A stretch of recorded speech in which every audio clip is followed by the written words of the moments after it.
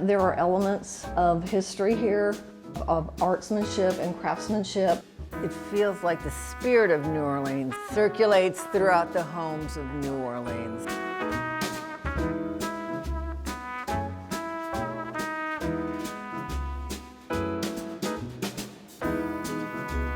Let's see the rest of the house. Come on, here we go.